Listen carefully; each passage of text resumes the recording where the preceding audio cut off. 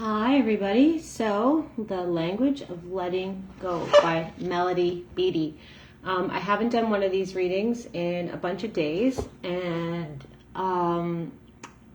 I have not been good because of it, I think. So and when I say I have not been good, meaning I've gotten in my head, I've felt self-pity for myself, I started hating myself, not fully throughout every single day, but I've had many, many moments, and I was feeling anger and frustration and a whole bunch of stuff.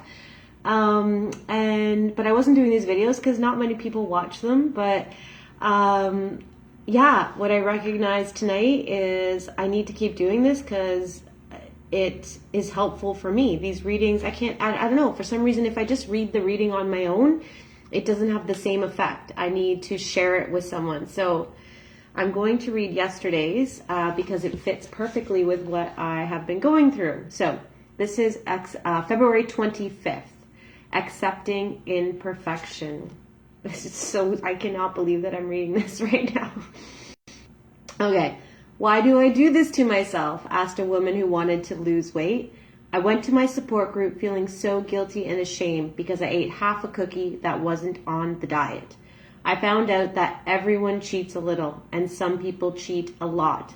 I felt so ashamed before I came to the group, as though I were the only one not doing my diet perfectly. Now I know that I'm dieting as well as most and better than some.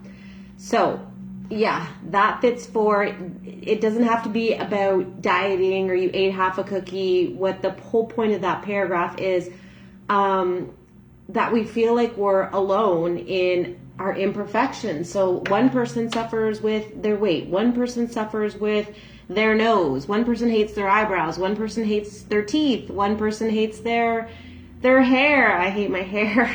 I'm learning to love it, but I'm working on loving it. But we all have that thing, and if we don't, I don't know. So it's all about acceptance. But I think at the end of the day, what we have to realize is that we're not perfect, and nobody else is.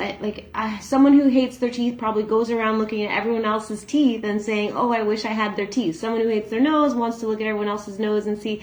So somewhere we have to find acceptance for ourselves and our imperfections. Man, I suffer with perfect. It's got to be perfect, or else I'm not okay. Everything has to be perfect. And what I've talked about in other readings, like people, places, and things, we have to try and control everything because we want everything perfect, so I'll be okay.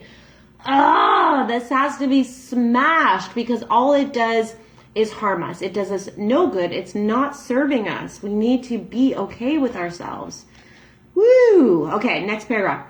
Why do we do this to ourselves? I'm not talking strictly about dieting. I'm talking about life. Why do we punish ourselves by thinking that we're inferior while believing that others are perfect? Whether in relationships, recovery, or in a specific task. So whether you're at work, I know I saw this in myself today too. I recognize, because I was looking at this stuff and I feel like good at work when I'm like the best RMT, when I feel like I've done the best treatments, or I'm getting the most clients, and then another day I feel like, oh my God, I don't even belong here. Everyone else is better than me. Like I go from one extreme to the other, thinking that someone else is better than me or that I'm better than someone else. So whether in your job or whatever, it doesn't matter. It's punishment is all it is. It's punishment. And thinking we're inferior is just, it's not true. It's not a fact of life. Next paragraph. Whether we're judging ourselves or others, like I just said, it's two sides of the same coin. Perfection. Neither expectation is valid. Neither one. It is far more accurate and beneficial to tell ourselves that who we are is okay and what we're doing is good enough. Who we are is okay. When we can finally be okay with ourselves, then, and know that we're enough. I'm saying it with this tone in my voice because it's like, when am I going to get there? Like I get there and then I fall, and then I get there and then I fall. But I think I only fall when I'm not doing what keeps me on the upswing, which one of these things is these readings. So I'm working on it, work in progress. Okay. So that doesn't mean that we won't make mistakes that need correcting. So So yeah, okay. So it is far more accurate and beneficial to tell ourselves that who we are is okay and what we're doing is good enough. So just, we gotta, I think over and over and over, we gotta override this, whatever mental activity is going on that is keeping you stuck. So if you're like, oh, I'm so stupid, or oh, I'm too fat, or whatever you're saying, you gotta say the opposite over and over and over and over and over. It takes like 1,000,000 that boys to erase one you stupid boy. It takes 1,000,000 that girls to erase one you're such a loser girl. So we gotta, in our minds, in our heads, say, you know, like, I'm good enough, I'm okay as I am, over and over and over. We gotta override that old programming. So in doing that, that doesn't mean that we won't make mistakes that need correcting. I just made a mistake that needed correcting. I stopped doing these videos that needed correcting because this is so helpful for me. So who's ever watching, Bill's watching, and Sean's watching, thank you so much, because I can't go through this life alone, and I need to share on this kind of journey. So yeah, so that doesn't mean we won't make mistakes that need correcting. And it doesn't mean we won't get off track from time to time like I just did. It doesn't mean we can't improve. What this means, it means that with all of our mistakes and all of our wandering, we're basically on course. So even when we veer off course, we get back on course. So we're still on course. Even when we veer off a little bit, we just get back on. So we're still on course as long as we're moving forward. We're going to veer off. We're going to make mistakes. We're going to correct ourselves, and we're going to get back on course. And the whole point is we're continuing on the course no matter what.